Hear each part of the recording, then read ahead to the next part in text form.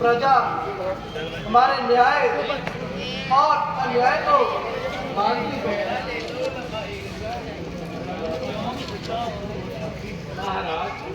राज्य में हर प्रकार की सुख और शांति है।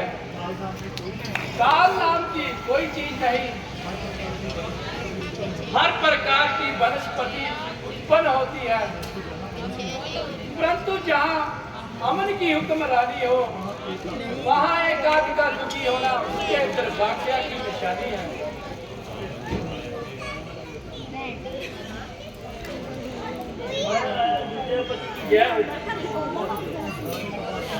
राजसभा आकाश में मानो 4 चांद लगते हैं। सभासदों के सोए हुए भाग जगते हैं। पितरों को में आज है सबके सबका। राजसभा में आते हैं श्री श्रवण कुमार।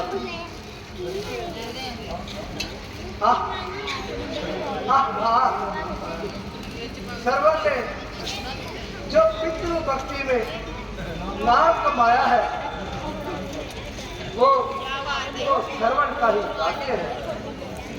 इसी का नाम सच्ची भक्ति, सच्चा प्रेम और सच्चा सद्भाव है।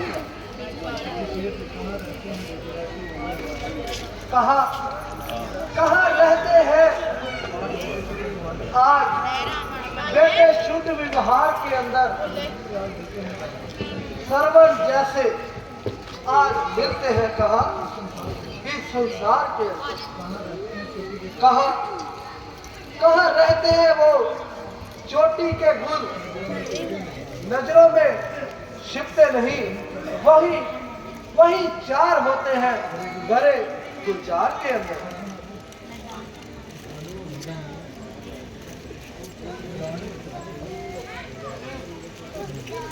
मेरा प्रणाम है पहले पिता को और माता को, करूंगा दूसरा प्रणाम इस जगत के धराता को। मेरा है तीसरा प्रणाम गुरुदेव अमृत को, करूंगा आखिरी प्रणाम श्रीमान दशरथ को। ऐसा ही होना चाहिए। भारतवर्ष ऐसे ही सपूतों पर नाच करता है। आर्या जाति का अभिमान इन्हीं कीर्तिमानों के पैरों से आकाश पर प्रवास करता है। गृह पितृ धर्म की बेटा श्रवण तुमने खोली है।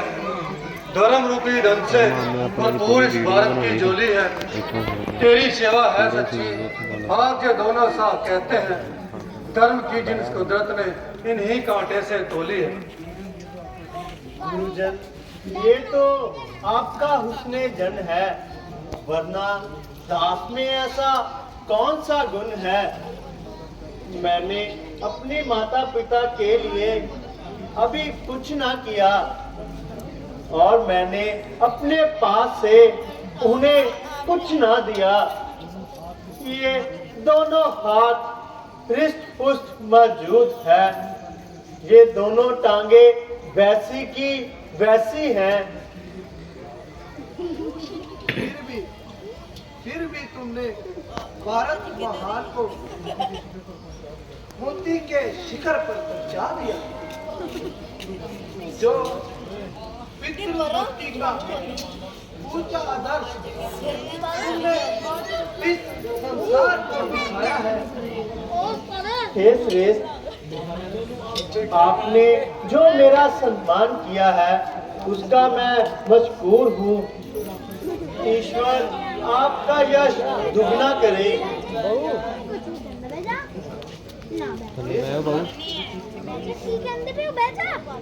तेरे पवित्र वजूद से मेरा राग भी पवित्र हुआ, और तुम इस सभा में पधारे। ये समाज भी पवित्र है वो स्थान तीरथ जिस जगह श्रवण जैसा पैदा हो। वहाँ जरूरत क्या है लालों की। जहाँ जहाँ एक ही लाल न बड़े बड़े जोखों से मिलता है। ये है वो रतन कीमत का, है वो माँ बाप खुशकिस्मत जिसके सरवर जैसा बेटा। आजकल भारत के सपूतों में कौन ऐसा नेक है? श्रवण, तू तो सचमुच नेकों में एक है। कहो सरवर, राज्यसभा में पधारने का कारण बताओ। पितृ सेवा, पितृ चिंता के सिवा और मेरा क्या कारण हो सकता है? मेरा ये शरीर, मेरी ये जुबान और मेरी श्रद्धा उसी की है।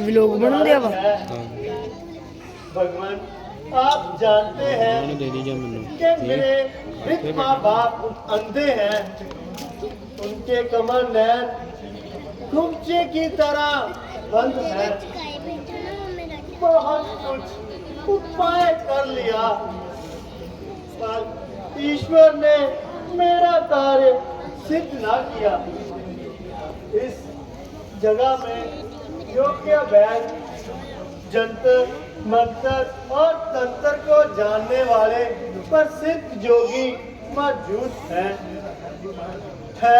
धिक्कार अधिक, अंधों को केवल नैन मिल जाए, मेरे माता पिता को नैन और मुझको चैन मिल जाए।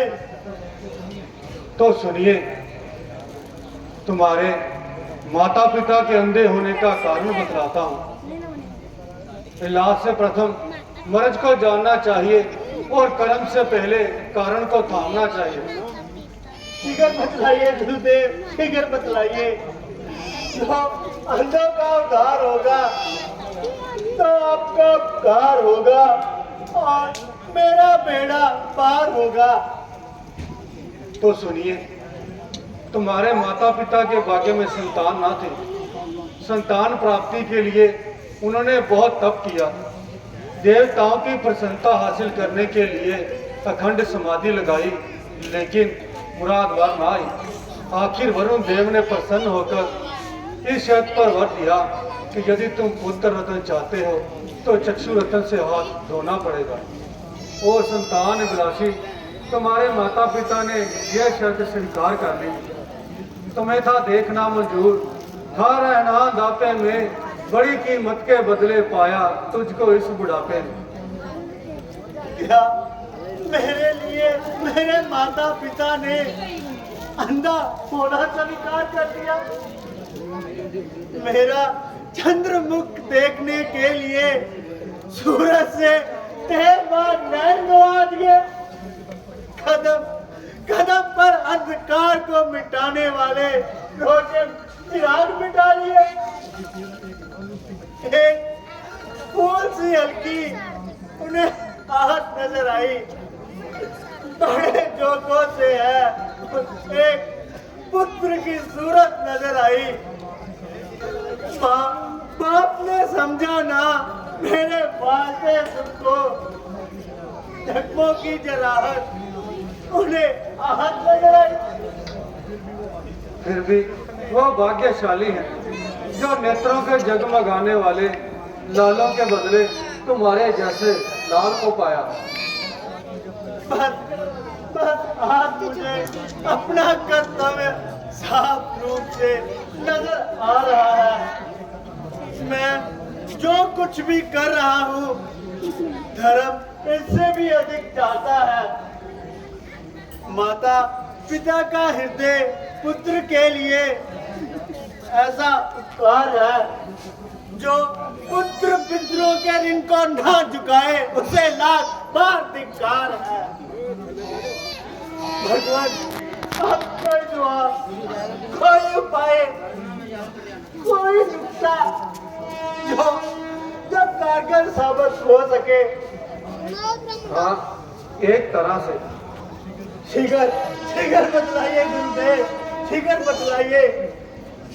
अगर आप अपने अंधे माता पिता को भारतवर्ष के 68 तीर्थों की यात्रा करवाएंगे तो आपकी मनोकामना पूर्ण होगी।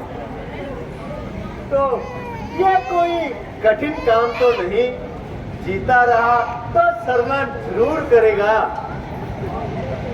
बाद मुद्दत के ये मतलब का अरमान निकला, हसरते दिल ये पुकारे और मेरा अरमान निकला।